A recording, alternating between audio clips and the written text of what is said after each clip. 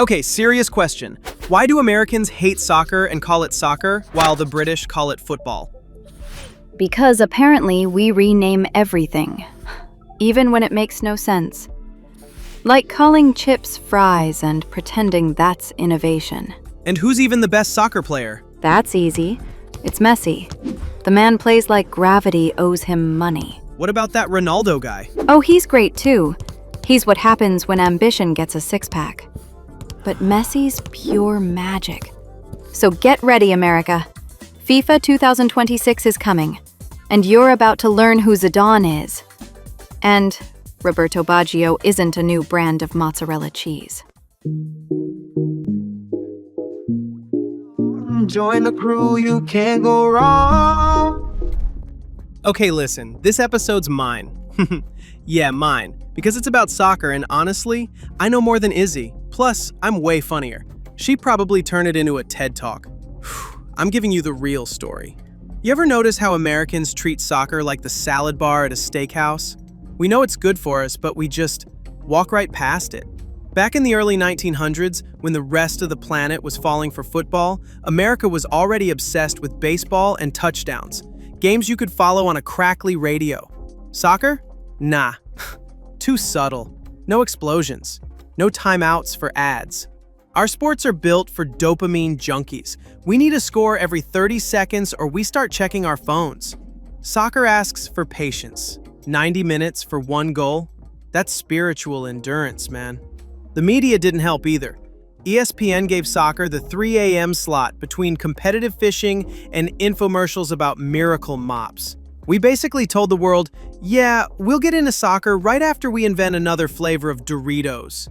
And the rules? Americans love rules, as long as we can change them. Offside? What even is that? Wait, you can't use your hands? Then what are they for? Meanwhile, Brits cry over relegation like it's a divorce, chant in the rain, and call a 0-0 match beautiful. They don't need fireworks, they need meaning. So yeah, maybe we never hated soccer. We just didn't have time for something that required feelings. Okay, good start, Buzzi. But I can't just let you run this show without a little class. So let's talk about how the rest of the world fell in love with football. And no, it's not just the UK or Europe. Across the Atlantic, football isn't a hobby, it's identity. Kids in Liverpool grow up chanting club songs before they can spell their names.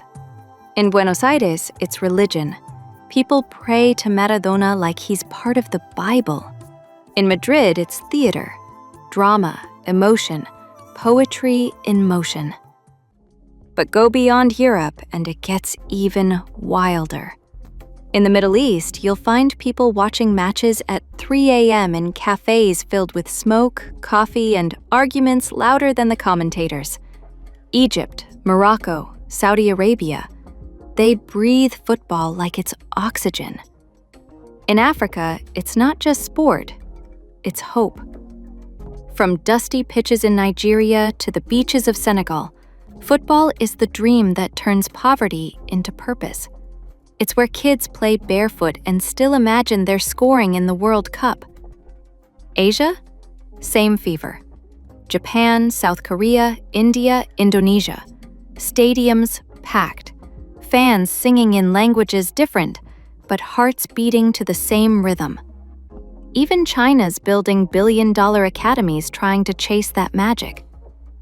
And yet, the world's connected through this one thing. A round ball that can silence wars for 90 minutes. Here's the fun part.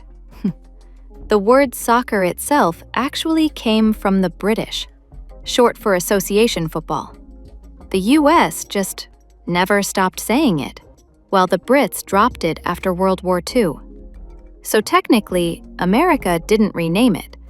We just refused to move on. Now, things are shifting. Major League Soccer is growing fast. Packed stadiums, bigger stars, louder chants. And when Lionel Messi landed in Miami in 2023, America's curiosity turned into chaos. Tickets that were $30 shot up to $2,000. He didn't just join a team, he started a movement. Cristiano Ronaldo? He's the other half of football's global obsession. Charisma, discipline, abs carved by ambition. Between him and Messi, they built an empire that even Marvel would envy. And now, FIFA 2026 is coming, hosted by the US, Canada, and Mexico. 48 nations, billions watching.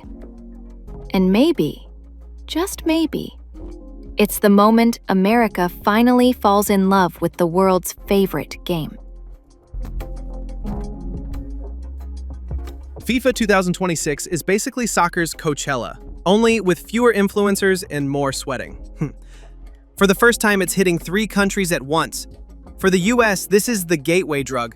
Millions of Americans are going to wake up screaming about VAR decisions and stoppage time.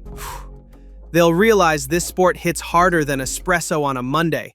And when they see Zidane's highlight reel, yeah, the headbutt guy, they'll learn it wasn't madness, it was myth-making. Shakespeare in cleats. Oh, and about Roberto Baggio, legendary Italian forward, missed the penalty in '94 that gave Brazil the trophy. People cried like their Wi-Fi died forever. He's not a cheese, folks. So buckle up. 2026 is the year soccer finally becomes part of the American algorithm. Let's talk neighbors. Australia.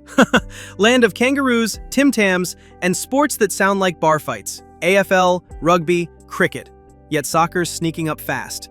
Some Aussies already bleed Premier League red because of their UK roots. It's like they were born with a Manchester United tattoo and a weather complaint. Canada? Hockey's still the national religion, but the soccer gospel's spreading. The Women's World Cup 2015 lit the spark, and the men's team qualifying in 2022 after 36 years threw gasoline on it. Canadians finally have something to cheer for in July that doesn't involve ice. Compared to them, America's still the friend who says, "Yeah, I'll watch the World Cup," and then Googles, "How long is a soccer game?"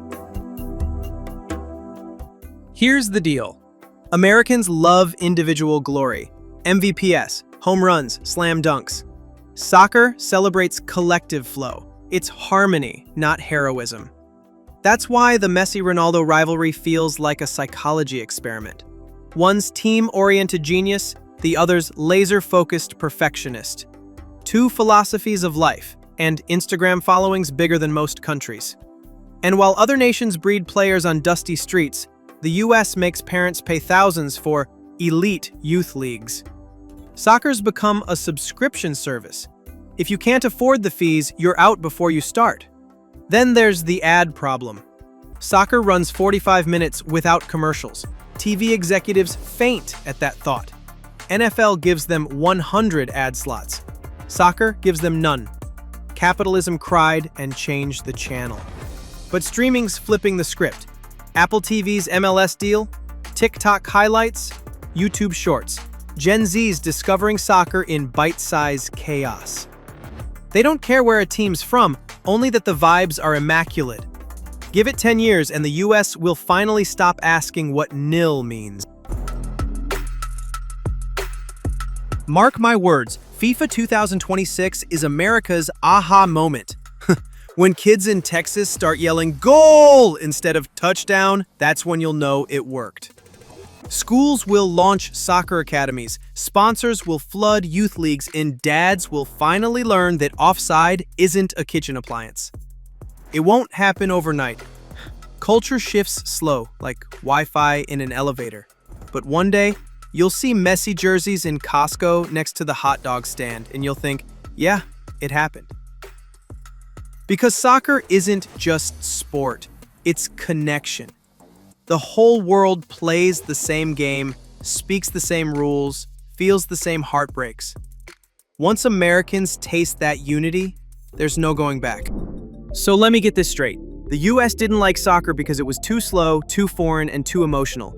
But now we watch 3-hour podcasts about aliens and call that self-care? Pretty much.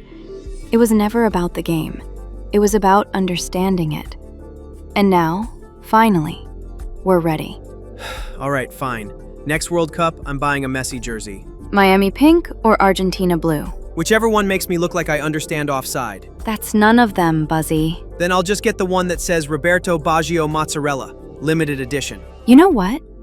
Maybe America isn't ready after all. But you are. So don't just sit there. Hit that like button, subscribe, drop a comment about your favorite player, and watch our older episodes while you pretend to understand the offside rule. Deal? And if you still don't get it, rewatch. That's how learning works. Buzzi style.